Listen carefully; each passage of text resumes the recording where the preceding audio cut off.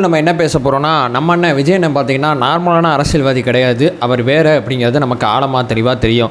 ஆனால் ஆப்போசிட்டில் இருக்கிறவங்க பார்த்தீங்கன்னா, ஒரு நடிகருக்கு என்ன அரசியல் தெரியும், ஒரு நடிகருக்கு என்ன சமூக அக்கறை இருக்குது அப்படின்னு சொல்லி பல்வேறு விதமான வாதங்களை பார்த்தீங்கன்னா அவரை நோக்கி தொடர்ச்சியாக கேள்வி கேட்டுக்கிட்டே இருப்பாங்க. அது அத்தனையும் முறியடிக்கும் விடமா எங்கள் அண்ணன் எவ்வளோ பெரிய அரசியல்வாதி தெரியுமா, அவர் எவ்வளோ தூரம் இந்த மக்களை நேசிக்கிறார் தெரியுமா, அவருக்கும் இந்த சமுதாய அக்கறை எவ்வளோ இருக்குது தெரியுமா, ஏன்னா நீங்கள் யாருமே பண்ணாத ஒரு விஷயத்தை எங்கள் அண்ணன் பண்ணுறார் அப்படிங்கிறது தான் இந்த வீடியோவில் நம்ம பேச போகிறோம். அஜித்குமார் அப்படிங்கிற அந்த நபர் பார்த்தீங்கன்னா இறந்து போய் ஒரு பெரும் போராட்டத்தை பார்த்தீங்கன்னா நம்ம கையில் கொடுத்துட்டு போனார். அந்த பெரும் போராட்டத்தை பார்த்தீங்கன்னா தாவேகா மிக உறுதியாக ஃபாலோ பண்ணுது அப்படிங்கிறத இந்த வீடியோவில் நான் சொல்ல போகிறேன். அஜித்குமார் சம்பந்தப்பட்ட விஷயத்தில் ஏராளமான சில விஷயத்தை பார்க்க போகிறோம். அதே நேரத்தில் தாவேகால தலைவர் விஜய் அவர்கள் இப்போ என்ன பண்ணிட்டு இருக்காங்க, என்ன செஞ்சுக்கிட்டு இருக்காங்க அப்படிங்கிற மிக முக்கியமான பல தகவல்கள் அத்தனையுமே இந்த வீடியோவில் இருக்க போது ஒன் பை ஒன்றா தெளிவாக நம்ம பார்க்கலாம். வணக்கம், வாங்க பதிவுக்குள்ளே போகலாம். இப்போ முதல் விஷயம் மக்களே, அஜித்குமார் அவர்கள் இறந்து போனாலும் அதே நேரத்தில் அவர் இந்த சமுதாயத்தில் இந்த அரசு நிர்வாகத்தில் ஏற்படுத்தின மாற்றங்கள் பொதுமக்களுக்கு உணர்த்தின சில விஷயங்களை பற்றி நம்ம முதல்ல பேசிடலாம். முதல்ல பார்த்தீங்கன்னா யார் மக்கள் தலைவன் அப்படிங்கிறத ஆழமாக தெளிவாக மக்களுக்கு அறிமுகப்படுத்திட்டாப்ல. தன்னுடைய துறையின் கீழே ஒரு தப்பு நடந்திருக்கு, ஃபோன் போட்டு சாரிம்மா என்னை மன்னிச்சிரு அப்படிங்கிற ஒருத்தராக இருக்கட்டும், ராப்பகலாக ட்ராவல் பண்ணி 400 கிலோமீட்டர் வந்து அந்த குடும்பத்தை சந்திச்சுட்டு போன ஒரு தலைவராக இருக்கட்டும், யார் மக்கள் தலைவர் அப்படிங்கிறத கரெக்டாக பார்த்தீங்கன்னா அஜித்குமார் அவர்கள் மரணம் பார்த்தீங்கன்னா தமிழக மக்களுக்கு உணர்த்தி இருக்கு அப்படிங்கிறது என்னுடைய முதல் பாயிண்டா இருக்கு. ரெண்டாவது, இந்த அரசு நிர்வாகத்தை சுத்த விட்டுருக்காப்ல. ஒரு நாள் பார்த்தீங்கன்னா காலைல சிபிசிஐடி விசாரணைக்கு மாத்துறாங்க, நைட்டு பார்த்தீங்கன்னா சிபிஐ விசாரணைக்கு மாத்துறாங்க. மொத்த அரசு நிர்வாகமும் இந்த அஜித்குமார் அவர்கள் வழக்கை எப்படி கையாளணும்னு தெரியாம திணறிக்கிட்டு இருக்கு அப்படிங்கிற உண்மையை பார்த்தீங்கன்னா நம்மள்ட்ட உணர்த்திட்டு போயிட்டாரு. மூணாவது பார்த்தீங்கன்னா தன்னை ஒரு தனிப்படை பார்த்தீங்கன்னா அடிச்சு கொன்னுச்சு. அந்த தனிப்படைக்கு எதிராக பார்த்தீங்கன்னா அஜித்குமாரால் எதுவும் பண்ண முடியல, அடி வாங்கி இறந்து போனார். அதே நேரத்தில் அந்த மாதிரி தனிப்படைகள், அங்கீகரிக்கப்படாத தனிப்படைகள் தமிழ்நாடு முழுக்க எங்கேயாவது இனிமேல் செயல்படக்கூடாது, அப்படி செயல்பட்டால் அது அத்தனையும் கலைக்கப்படும் அப்படிங்கிற உத்தரவு பார்த்தீங்கன்னா தன்னை அடித்த படம் மட்டும் இல்லாமல் இந்த மாதிரி அங்கீகரிக்கப்படாத தனிப்படைகள் அத்தனையுமே கள்ளச்சூடு தான் அஜித்குமார் போயிருக்கார் அப்படிங்கிறது என்னுடைய மூணாவது பாயிண்டாக இருக்குது. ஆனால் அது மிக முக்கியமான விஷயம் என்னன்னு சொல்லி கேட்டிங்கன்னா, நிகிதா அப்படிங்கிற மிகப்பெரிய ஒரு மோசடி கும்பல் நினைக்கிறேன், இல்லை மோசடி ஒரு குரூப்பான்னு தெரில, இது என்ன வார்த்தை பயன்படுத்துறதுன்னு தெரில, இப்படிப்பட்ட ஒரு பெண்மணியை பார்த்தீங்கன்னா நம்மள்ட்ட அறிமுகப்படுத்திட்டு போயிருக்காப்புல.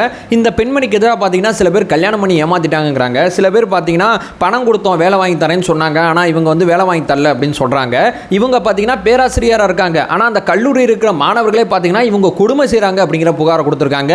இப்படிப்பட்ட ஒருத்தரை இவ்வளவு நாட்களாக காவல்துறை வந்து எப்படி கட்டுப்பாட்டில் வச்சுருக்காங்களா இல்லை தொடர்பு வச்சுருக்காங்களா, என்ன வார்த்தை பயன்படுத்துறதுங்கிறது தெரியல.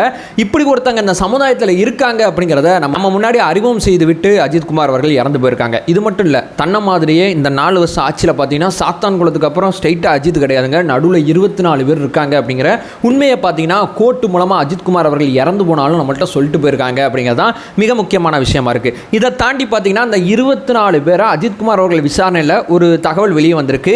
எந்த ஒரு தலைவராது இந்த 24 பேருக்கு ஏதாவது செய்யணும், இந்த 24 குடும்பத்தை மீட் பண்ணணும். ஏன்னா அந்த 24 குடும்பங்களுக்கு பார்த்தீங்கன்னா எந்த விதமான ஃபோன் கால் பண்ணி எந்த சிஎம்மும் சாரி கேட்கல, அந்த குடும்பத்தில் இருக்கிற ஒருத்தருக்கு அரசு வேலை கிடைக்கல, அந்த குடும்பத்துக்கு வந்து இலவச மனை பட்டா கிடைக்கல. இந்த அஜித்குமார் அவர்கள் விஷயத்தில் நடந்த மாதிரி இந்த 24 குடும்பத்துக்கு வேற எதுவுமே நடக்கல. இந்த 24 குடும்பத்துக்கு இந்த அஜித்குமார் அவர்களுக்கு நடந்த ஒரு விஷயம் கூட நடக்கல அப்படிங்கிறதா யதார்த்தமான உண்மை.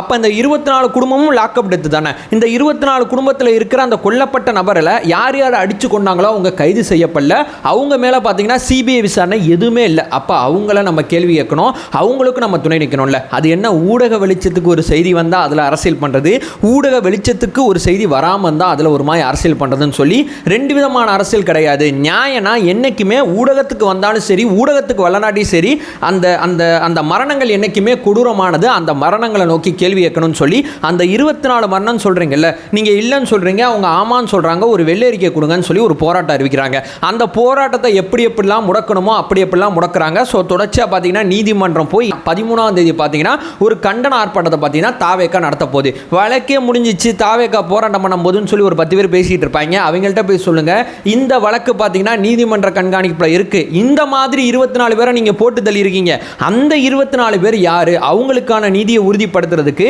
அவங்க சம்பந்தப்பட்ட வழக்கு டீட்டெயில் அத்தனையும் கேட்கறதுக்கு தான் நாங்க இங்க போராட்டம் பண்ணிட்டு இருக்கோம், அந்த வெள்ளரிக்கை அரசிட்ட கேட்கறதுக்கு தான் போராட்டம் பண்ணிட்டு இருக்கோம் அப்படிங்கிற விஷயத்தை உறக்க சொல்லுங்க. அதே நேரத்தில் இந்த அஜித்குமார் அவர்கள் விஷயத்தில் பார்த்தீங்கன்னா இந்த அரசு செயல்படுற விதமும் இங்க கேள்விக்குள்ளாகுது. அஜித்குமார் அவர்கள் விஷயத்தை மட்டும் சிபிஐக்கு மாத்தினாங்க, நிகிதா வழக்கை சிபிஐக்கு மாத்தல. நீதிமன்றம் சொன்ன பிறகுதான் நிகிதா அவர்கள் வழக்கை சிபிஐக்கு கூடிய சீக்கிரம் மாற்றணும்னு சொல்லி நீதிமன்றம் நீதிமன்றம் உத்தரவு போட்டிருக்கு இந்த வழக்கு விசாரணையில். அதை தாண்டி பார்த்தீங்கன்னா அஜித்குமார் அவர்கள் விஷயத்தில் தாவேக்கா 1 கோடி ரூபாய் இழப்பீடு வேணும்னு சொல்லி நீதிமன்றத்தில் வழக்கு போட்டிருக்கு. சிறப்பு புலனாய்வு குழு நீதிமன்ற கண்காணிப்பில் தான் அந்த வழக்கை கையாண்டா சரியா இருக்கும் அப்படின்னு சொல்லி சில தீர்வுகளை கேட்டு பார்த்தீங்கன்னா நீதிமன்றம் அணுகியிருக்கு. அதே நேரத்தில் இந்த குடும்பத்துக்கு தேவைப்படுற உதவிலாம் பண்ணியாச்சுங்க, பட்டா கொடுத்தாச்சு, வேலை ஓட்டு கொடுத்தாச்சு, இதுக்கு மேலே என்ன பண்ணணும், இழப்பீடுலாம் கொடுக்க முடியாது அப்படிங்கிற விஷயத்தை சொல்லும் போது ஆழமாக ரொம்ப ஆர்குமெண்ட்டாக கேட்கும் போது 2 வாரத்துக்குள்ள வேணா கேட்டு சொல்கிறேன் அப்படின்னு சொல்லி தமிழக அரசோட தலைமை வழக்கறிஞர் பார்த்தீங்கன்னா நீதிமன்றத்தில் சொல்கிறார். அது மட்டும் இல்லாமல் அஜித்குமார் அவர்கள் அடித்து இறந்து போயிட்டாங்க. அஜித்குமார் அவர்கள் வழக்கு சம்பந்தப்பட்ட விஷயத்தில் 3 பேரை அடிச்சிருக்கீங்க. இவர் இல்லாமல் அந்த 3 பேருக்கு இழப்பீடு வேணும் அப்படிங்கிற ஒரு விஷயமும் இங்கே போயிட்டு இருக்கு. இதை பற்றி இந்த தமிழக அரசு பெருசாக கன்சிடர் பண்ணல.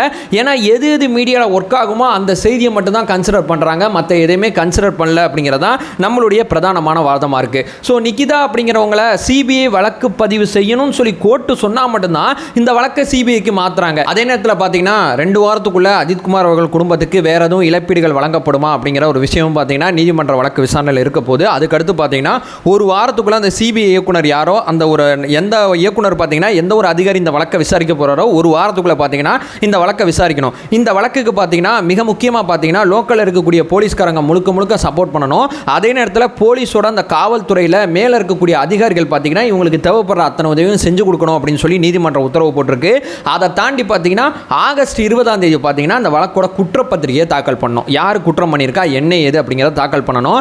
எங்களுடைய அதாவது நீதிமன்ற விசாரணையில் இது லாக்அப் டெத்து கண்டிப்பாக பார்த்தீங்கன்னா தமிழ்நாடு அரசு தான் ஒரு குடிமகனை கொன்று விட்டது அப்படிங்கிற உண்மைக்கு நாங்கள் வந்துட்டோம். இந்த ஆதாரங்கள் அத்தனையுமே அளிக்கப்படாமல் இருக்கு. கூடிய சீக்கிரம் பார்த்தீங்கன்னா இந்த வழக்குக்கு பின்னாடி இருக்கக்கூடிய வேற சில லேயர்கள் அத்தனையுமே சிபிஐ கண்டுபிடிச்சு பார்த்தீங்கன்னா நீதிமன்றத்தில் ஆகஸ்ட் 20ஆம் தேதி சொல்லணும் அப்படிங்கிற விஷயத்த சொல்லியிருக்காங்க. நம்மளுடைய பிரதானமான வேண்டுகோள், தாவேக்காவோட வேண்டுகோள் என்னவா இருக்குன்னா, குற்றப்பத்திரிகைகள் தாக்கல் செய்யப்பட்டால் நார்மலாக விசாரிக்கிற வழக்குமாய் இந்த வழக்கை 10ஓட 11 கடந்து போனீங்கன்னா சாத்தான் வழக்கு 5 வருஷமாக உறங்கிட்டு இருக்கு. தூத்துக்குடியில் இருக்கக்கூடிய அந்த துப்பாக்கி சூடு சம்பவம் பார்த்தீங்கன்னா 7 வருஷமாக உறங்கிட்டு இருக்கு. ஸோ இந்த மாதிரி பார்த்தீங்கன்னா குற்றப்பத்திரிகை தாக்கல் செய்யப்பட்டாலும் நீதிமன்ற கண்காணிப்பில் தினசரி இந்த வழக்கு விசாரணை நடந்தால் மட்டும்தான் ஒரு 5 மாதத்துக்குள்ள அஜித்குமார் அவர்கள் சம்பந்தப்பட்ட விஷயத்தில் யார் யார் அந்த மேல் அதிகாரிகள், யார் யார் கீழே அந்த லிங்க் வந்திருக்கு, எப்படிப்பட்ட விஷயங்கள் அத்தனையுமே நடந்திருக்கு அப்படிங்கிற அத்தனை உண்மையை நமக்கு தெரிய வரும். அஜித்குமார் அவர்கள் விஷயத்தில் மட்டும் கோர்ட்டு இப்படி ஒரு வேலை பார்த்துக்கிட்டு இருக்கு. அதே நேரத்தில் அந்த மாதிரி 24 மரணங்கள் நிகழ்ந்திருக்கு. இதற்கும் கோர்ட்டு பார்த்தீங்கன்னா இந்த அரசு நம்புறது வேஸ்ட்டு. கோர்ட்டு பார்த்தீங்கன்னா தாமாக முன் வந்து இந்த வழக்கை எடுத்து விசாரிச்சா இன்னும் நல்லா இருக்கும் அப்படிங்கிறது நம்மளுடைய எண்ண ஓட்டமாக இருக்குது. ஏன்னா இந்த 24 பேரை யார் என்னன்னு பார்த்து நாங்கள் அடையாளப்படுத்தி எங்களால் நிதியுதவி மட்டும்தான் கொடுக்க முடியும் ஒரு கட்சியாக. ஆனால் இவங்களுக்கு பார்த்தீங்கன்னா நீதி அப்படிங்கிறது கோட்டால் மட்டும்தான் கொடுக்க முடியும் அப்படிங்கிறதான் என்னுடைய இறுதியான ஒரு வார்த்தைகளாக இருக்குது. அதே நேரத்தில் தலைவா லவ் யூ, அதை நான் முதல்ல ஆழமாக தெளிவாக சொல்லிக்கிறேன். ஏன்னு சொல்லி கேட்டிங்கன்னா, ஊடக வெளிச்சத்துக்கு வராத செய்தியும் நான் நேர்மையாக கேள்வி கேட்பேங்கிற ஒரு ஸ்டாண்டில் நின்று உங்களால் முடிஞ்ச உதவிகளை செய்கிறீங்க பார்த்தீங்களா, ஹேண்ட்ஸ் ஆஃப் யூ. அதே நேரத்தில் மக்கள் யார் சரியான தலைவர் அப்படிங்கிறத சீக்கிரமாகவே முடிவு பண்ணிடுவாங்க. நம்ம முடிவு பண்ணது மாதிரியே தமிழ்நாட்டில் இருக்கக்கூடிய அத்தனை மக்களும் முடிவு பண்ணிடுவாங்க அப்படிங்கிற பெருநம்பிக்கை எனக்கு ஏற்பட்டிருக்கு அப்படிங்கிற ஒரு விஷயத்தை சொல்லிட்டு இந்த வீடியோ நான் என் பண்ணிக்கிறேன். நம்ம சேனலை ஃபர்தராக ஃபாலோ பண்ணிங்கன்னா பொலிட்டிக்கல் சார்ந்து மிக முக்கியமாக பல பதிவுகளை பார்த்துட்ருக்கோம். நம்மளோட ஒரே நோக்கம் அறியாமை அகற்ற வேண்டும், அறியாமை அகற்றப்பட வேண்டும். Thank you so much.